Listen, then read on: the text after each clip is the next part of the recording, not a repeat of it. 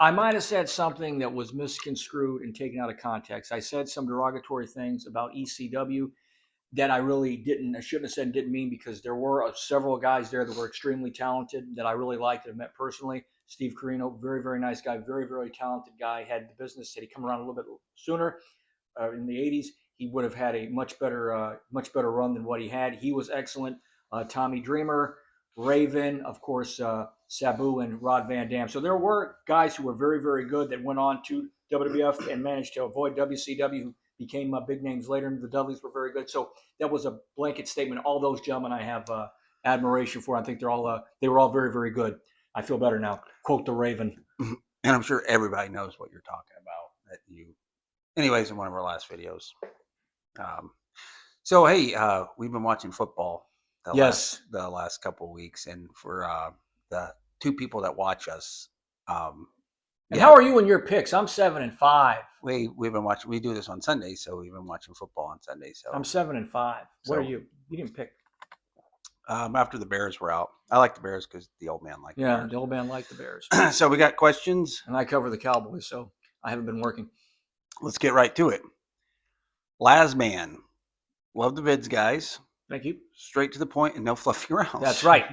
We don't fool around here. Your dad liked working for Jim Crockett. Yes. What did you guys think of him? Only memories I have of him was when we lived in Charlotte, and it was just a good time. I was like 3 or 4 years old, and the money was good because Dad was making good money, and so memories of Jim Crockett. A great promoter, great family. The only thing that they were guilty of is probably treating the wrestlers better than any other promoter and not paying them maybe way too much, because once they got into the two private planes and then the chauffeuring, the limousines, all that stuff costs a tremendous amount of money. But they always paid, and if he promised you to pay you something, he would make sure that you got it, or at least close to it. And he probably overspent. But as far as upon a personal level, he was the only one who never fired Dad. Fritz never fired Dad either, but it was the only place where Dad ever left on good terms. Most of the time, Dad had like what was that old Warren song, "All My Bridges Are Burning"? I don't know. Dad used to, have a tendency to burn a bridge or 2 or 10. And then on a personal note, when I waxed on my head in '83, Jimmy was always calling Dad to make sure everything was okay, and told Dad, hey, family comes first, and don't worry about, because Dad was still booking North Carolina at the time and running the TVs with Gene Anderson. And Jimmy was like, take care of your family first. A lot of promoters weren't exactly like that. Some promoters were good people, like Fritz Von Erich and Jim Crockett and Jim Barnett. But then there were others, and like Bill Watts, who was also great. But then there were other guys who, it was a "what have you done for me lately" business. Yeah, and definitely when he sold to Ted Turner, it was just, that was definitely the beginning of the end. I heard Dad, not only professionally but personally, because Dad was always very proud to say that he was there with him at the very end. Because when he left here after he had his final falling out with Fritz, and he went into the Carolinas, Dusty took really good care of him. Dusty, they married Perez to Nikita and Sting at the. Nikita was like second or third babyface there. That was a very, very good position. Not like the wheels were going to pop off of what they had if they didn't have Dad and Al there. But that was the last really, when Dad went back there in '88. That was the last really good time, I think, of his career, because right after Jimmy sold, and even though Muda did end up getting over tremendously and was, kind of, you're just waiting, because he was sort of like, even though he had an innate self-destruct button that he was going to hit eventually, as good as it got, it would have been better had Jimmy still been in control and in charge. Sure. But I really think the end of Dad, you can tell Dad's demeanor is way different when he first gets there, and then when he leaves, because of the change that taken place. And that was Jimmy Crockett and Dusty Rhodes. Yeah, and you can just look, like, when he sold, when Crockett sold, I guess it finally went through like in this fall of '88, something like that. I think it was for the fall brawl. It was still a Clash of the Champions. It was fall brawl, Clash of the Champions. So it was like the first Clash of the Champions without Crockett, which, I think was the third Clash of the Champions. And even as a little kid, I knew something was different. It was just his touch as a promoter, or whatever he did to add to having that class that he added to it was gone. You could tell immediately that something had changed. Yeah, instead of getting flown on a private plane, you were given a stack of airline tickets. Yeah, but I'm just saying the overall product Oh, yeah, itself of from you course. just watching on TV. Of course.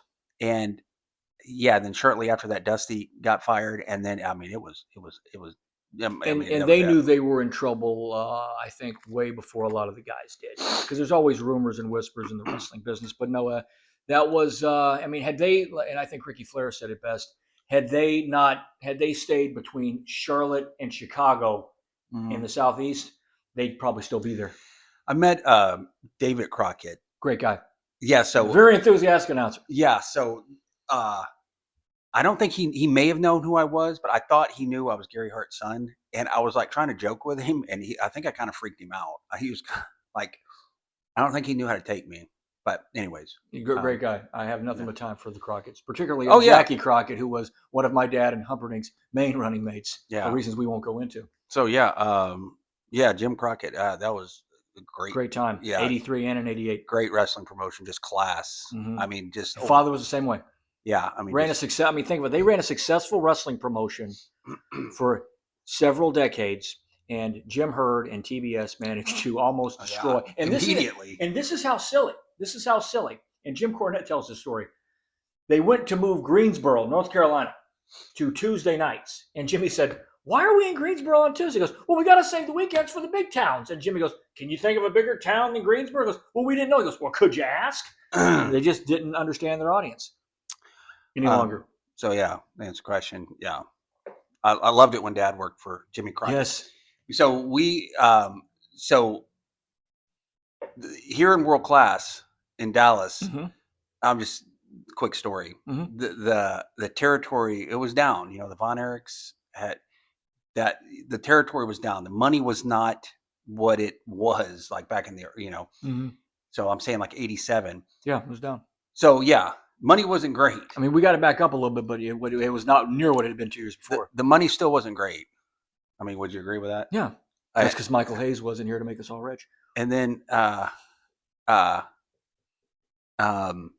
so anyways, I remember just like the first week. So Dad was working for Fritz, and then Dad quit working for Fritz, and then Dad and Al Perez went to work for Jim Crockett. And I just remember it was like the first week of Dad working for the Crockett's. Checks were bigger. Yeah, I just remember Dad sitting in his recliner, like counting 20s like this. Yeah, you know, because anyways. So that was. I was just saying that's a great and then memory and I remember we went to because we just went back to Charlotte in that office that was on Briarbin. Dad grabbed the check and he went, "See that? That's a paycheck." I'm like, "Wow." Yeah. Let's see what Flair's getting. Yeah. I was saying, I actually told my wife today a story about what Dad used to say. Anyways, there was a saying Flair used to have. I won't say. Okay, we won't. Yeah. We won't. Anyways, no. I think I know where you're going with this. So this one is from Jason. Yes. BFV. How do you view Paul Bosch? His decision to split with Fritz, his relationship with Gary. So how do you view Paul Bosch? His decision to split with Fritz, his relationship with Gary? Probably the greatest wrestling promoter that ever lived. His payoffs were better than anybody else's. I mean, if you were a top guy working in just Houston alone, and this is just in Houston, this is like in the 70s, a top guy working just there could make $80,000 a year because that's the only place Uncle Mark was working at that time. In the late 70s, he was working just primarily in Houston, and you could make between on a decent week, on an average week, you make $750. On a great week, you could make 12. So Paul was and Paul actually paid you. And now he was a little odd. He was a little bit like Vince in a lot of ways because he would do stuff that was outside the box because the Dallas booking office, which provided the talent for Houston, was an NWA office. But Paul, you would like to use world champions. He didn't care where they came from. Sometimes it'd be Bruno, sometimes it'd be Nick Bachman, sometimes it'd be Harley Race. But so sometimes that would be a little odd. But as far as drawing money and running a successful business, he had one town. Houston, one town. And like we were saying, you could make, now think about it, and in today's money, do you know how much that is for just 1 week? So when we split from, or when Paul split from us, or when we split from Paul, guys like Uncle Mark Lewin, and Uncle Donald, Don Jardine, they lost quite a bit of money because Dallas wasn't exactly drawing strong at that time. So both our unks lost between. I don't think people know who Unk is. Mark Lewin and Don Jardine. If they read the book, they know. Okay. But they lost in some weeks they lost like an upwards of $1,200-$1,500 a week, and that was back in 1977. I mean, 1980. Yeah. That was a fortune. So it affected everyone here negatively, but it also affected when Paul withdrew. It also affected Paul negatively, but he was able to. I think he got with Bill Watts after that, and was with him for a while. And then he went with Vince McMahon, and he couldn't get along with him because Paul was a very, very, very headstrong guy and great promoter. But Vince McMahon liked Paul Bosch. He yes. did a tribute to him. Yeah, and there was some heat there too because of Randy Savage and Rick Steamboat in later years.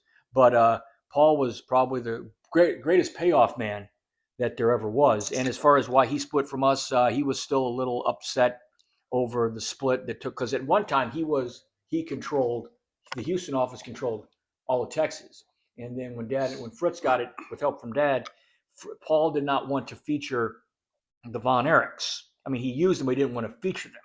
And everything went sideways when Dad decided to go against something Paul wanted. See, Fritz would always give Paul leeway to do whatever he wanted to do because Houston was always sold out, and we always got in the office. Fritz got a considerable amount of that money, but Dad ended up trying to make the Von Erichs, look really good there with Kerry, Sakurada, and a razor blade, and that ended up putting Gino in an odd situation too when we split up. But it was bad for everybody for a while. But then Dad and Fritz with Kabuki and Brody ended up popping Dallas again. So, but Houston was a great town for a lot of guys, and you make a ton of money if you just working there as a top guy, a fortune.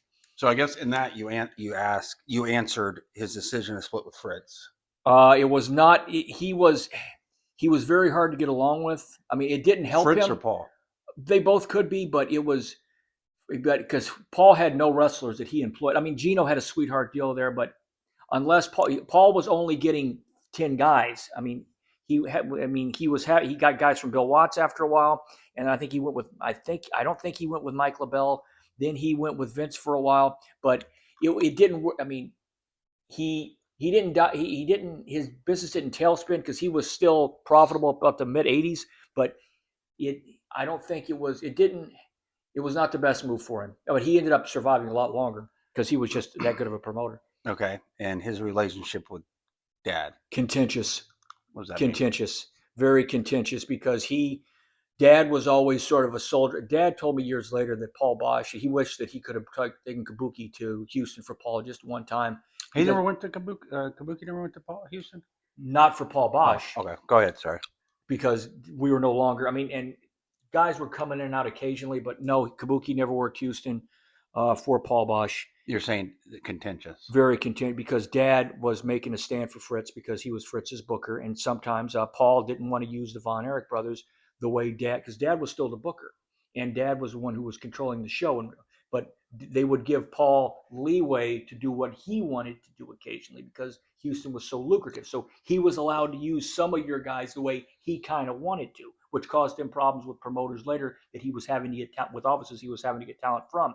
But he didn't want to feature the Von Erich brothers because he was upset because Fritz had, in his mind, stolen Texas from him when he took the booking office when there was the switch. So Dad was constantly at odds with him there. But when after Gino passed away, that's when they finally made peace with each other, and they were very, very good friends. They were close enough after that because remember when Jimmy Crockett marched through Texas and they had the tournament for the U.S. belt in the Sam Houston Coliseum in '88? No. When they did the whole thing with the Midnight Rider and Paul Bosch was on the board with them, they were having a meeting, and this was surprising.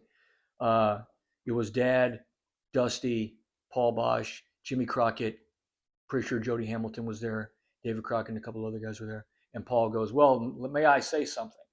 And they're like, "What?" He goes, "We have the biggest star that's ever appeared in Texas." And then Jimmy Crockett goes, "Oh yeah, Dusty." And then Paul, to everyone's surprise, including Dad's, looks at Dad and goes, "No, that man right there." And Dad's like, "Oh, damn, I guess we have buried the hatchet." But after Gino passed, that's when they, any animosity, because they weren't, I mean, ask Bruce Pritchard, because he was there in the meetings. Dad and Paul did not get along. But after Gino passed, that's when they'd be, any ill will between the two of them went away. But Dad always said Paul was a great, great, great payoff man. Just ask Uncle Mark; he'll tell you. Yeah. And Tom Pritchard, All right. who So went to California after that. I think you thoroughly answered that one. Hope so. Um, Hopefully it was factual. I don't know. I haven't had a lot of coffee.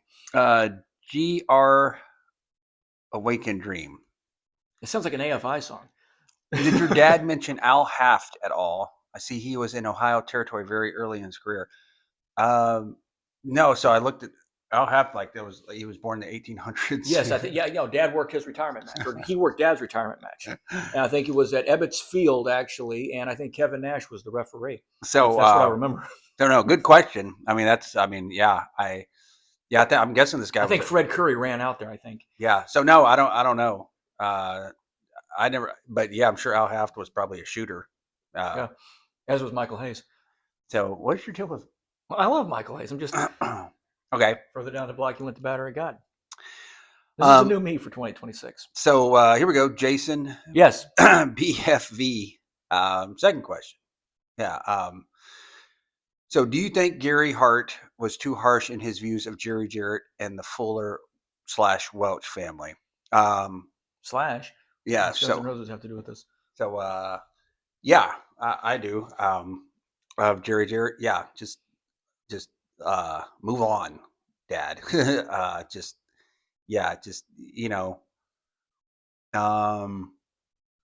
there were times like after Dad quit WCW in '89, we moved back here. It was the beginning of '90. Jerry Jarrett was running the Sportatorium. He was running, Tennessee too. I don't know how much. You picture Dad driving from Dallas I'm to just Memphis saying, in dude. a van with Eric Embry. I'm just saying, as much fun as that would have been. He could have worked for the Jarretts. He could have. I think Dad and Kabuki could have been good in Tennessee. I think there are guys Dad could have taken to Tennessee. I'm not saying everybody. Like I don't think Al Perez would have fit in there, but I think a Kabuki blowing Jerry Lawler green in the Mid-South Coliseum, a babyface Jerry Lawler, I think that would have been huge. So yeah, I think was Dad too harsh? Yes. Just my Godfather was the second biggest, sensation that ever hit Memphis. I mean, Austin Idol, he was money there. I mean, he might have been. I mean, I know Bill Dundee probably outdrew him as far as overall, but on the average, I think my Godfather probably averaged more. But he would like take a hiatus. So as far as his problem with Jerry Jarrett, that went back to Australia. I met Jeff Jarrett. No, Jeff's is incredible, and Dad was always impressed. Super nice. Yeah. And one of them probably he's right up there with Sean and Brett as far as his Jeff talent. Jarrett was and Dad thought a lot of Jeff's work. Yeah, but the whole and thing, smart. I mean, there's a lot of guys that he should be the. Why is he not the booker? Yeah, knows the business. Why is he not the booker? He should be the booker in WCW, not WCW. If you want a fantasy book, WCW is no longer around. Why hasn't Tony Khan hired him? Yeah. Why hasn't the Brain Trust in the WWE hired him? It's interesting. This is just a little thing. I noticed Roman Reigns won the Royal Rumble. It's interesting that it was on at 2:00 in the afternoon on a Saturday. As much as wrestling has changed and it is so different, that and the main dudes are still guys that came from it. They get it. It's like those are the guys that.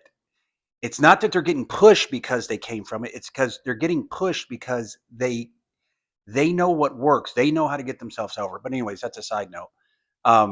So Dad's views. Do you think Gary was too harsh in the views? Loved Robert Fuller. Okay, the Fuller. I don't know what did that. The Fuller. He had some problems with Ron back in the day. That all stemmed from what he was Colonel Tom Parker, right? No, that was Robert. Robert. Ron was the other one. Okay. Dad had some problems with him, and it was stemmed because him and Jerry Jarrett were buddies. Mm-hmm. And no matter what your buddies on the right or wrong, you're going to have problems with them. Yeah, I've had friends outside of wrestling who, if guys had problems with them, I'm like, I may not like that particular person, but that all stemmed back from what happened with Jerry. And that stemmed back from what happened in Australia. Dad felt that him and Drew Bernard did a lot of favors for them, cutting their heads and putting all the new guys over. And Dad felt that he was disrespected. Wow. And Dad, my father was, the one thing you couldn't do with Dad is try to intimidate him or bury your teeth, because he just went back, as they said in Rocky, go back to the neighborhood. And that's the way my father was. And the thing with him and Jerry Jarrett, he didn't like Jerry and Jerry didn't like him, but he, I don't think really got along well with Ron. at all. I know there's a problem there in Georgia afterwards, but they worked the program together a little bit later when Dad had the face thing, which Ricky Morton later used and Cody Rhodes. But Dad always loved Robert because Dad used to say that Robert was a good-looking young guy, and girls would cry when him and Dickie Slater would get heat on him. Yeah. No, so Robert Fuller, and they were all great. And Jerry Jarrett, very successful businessman, very successful promoter. Him and Dad just very smart. But even my godfather had said when Memphis's main event was there, it was serious. But some of the other stuff that would go on there, it was like, what's that? So yeah, got anything else? No, I like Jeff Jarrett. I love Jeff Jarrett. That was great. Robert Fuller, I thought was great, and I've got no problem with any of them. Yeah. All right. So if you got any questions, send them along, and we'll answer them. Thanks for sending your questions. Patriots by a field goal.